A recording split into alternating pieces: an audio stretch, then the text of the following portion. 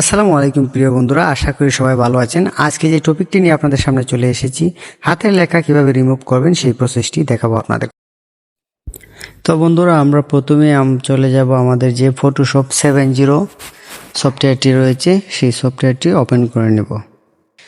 Open করে নেওয়ার পর আমরা যে ফাইলটি এখন এডিট করব, হাতের লেখা রিমুভ করব, সেই ফাইলটিকে ড্র্যাগ করে এনে ফটোশপের মধ্যে ছেড়ে দিব।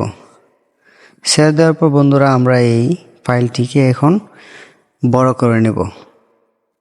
বড় করে নেওয়ার পর বাম সাইডে যে টুল বারটি দেখতে পাচ্ছেন, সেই টুল বার থেকে আমরা একটি টুল সিলেক্ট করে নেব। দেখতে পাচ্ছেন রেক্টেঙ্গেল নামক যে টুলটি রয়েছে, সেই টুলটি আমরা সিলেক্ট করব।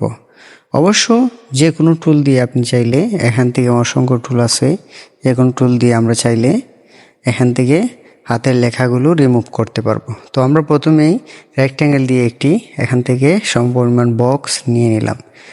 নেওয়ার পর বন্ধুরা, ultra plus control plus shift ধরে এই বক্সটিকে এখানে যে হাতের লেখা যেখানে রয়েছে, ভালো জায়গাটুকু রেক্ট্যাঙ্গেল দ্বারা নিয়ে আমরা হাতের লেখার উপর ছেড়ে দিব। শিফট ধরার কারণ হলো, আপনার শিফট যদি ধরা হয় তাহলে আমরা যে বক্সটি কপি করছি সেই বক্সটি সোজা বরাবর যাবে, এবড়ো তেবড়ো হবে না। তো বন্ধুরা, অবশ্যই আপনাকে control plus ultra plus shift চেপে ভালো জায়গাটুকু কপি করে, বক্স আকারে কপি করে, আপনার মন মতো চাহিদা অনুযায়ী বা সাইজ অনুযায়ী যে জায়গাটুকু যেখানে মিলবে সে জায়গাটুকু আপনি রেক্ট্যাঙ্গেল দ্বারা কপি করে এই হাতের লেখার উপর ছেড়ে দিবেন।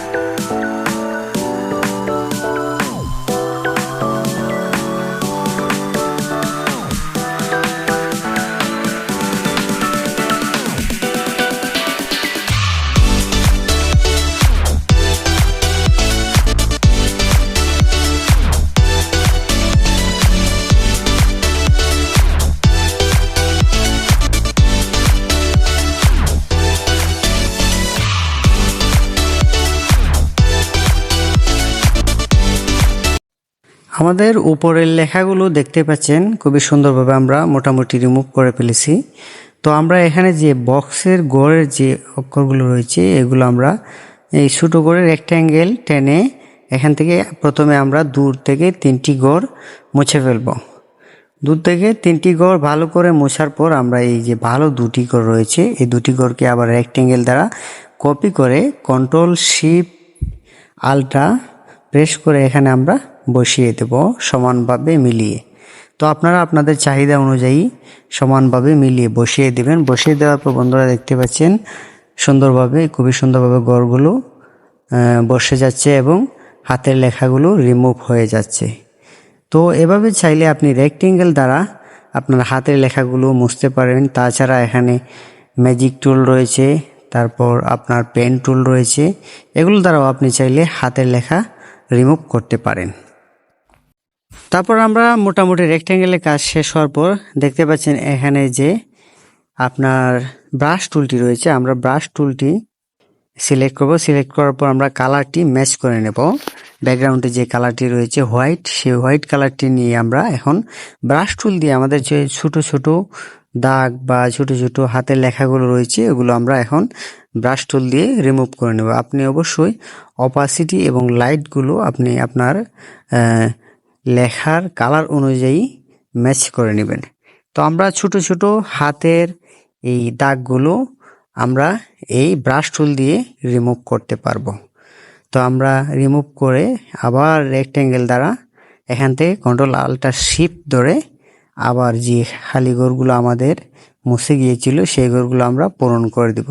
তো বন্ধুরা, এভাবেই আমাদের মোটামুটি দেখতে পাচ্ছেন হাতের লেখাগুলো রিমুভ হয়ে গেছে খুবই সুন্দরভাবে। এখন আপনি চাইলে এভাবে রিমুভ করতে পারবেন। তো বন্ধুরা, আশা করি আজকের ভিডিওটি আপনার ভালো লেগেছে। তো এই কাজটি আপনার কমপ্লিট হওয়ার পর আপনার ফাইলটি আপনি সেভ করে নেবেন। অবশ্যই সেভ করার সময় আপনি 12 MB দ্বারা ফাইলটিকে সেভ করবেন, যাতে করে আপনার ফাইলটি ভালো থাকে এবং কোয়ালিটিটি একটু ভালো থাকে, যেহেতু আপনি ফটোশপে করছেন। তো বন্ধুরা, আশা করি আজকের এই ভিডিওটি ভালো লেগেছে আপনার। যদি ভালো লেগে থাকে অবশ্যই ভিডিওতে একটি লাইক দিয়ে চ্যানেলটিকে সাবস্ক্রাইব করে বেল আইকনটি বাজিয়ে দিবেন। পরবর্তী গুরুত্বপূর্ণ ভিডিওটি আপনার কাছে যথাসময়ে চলে যাবে।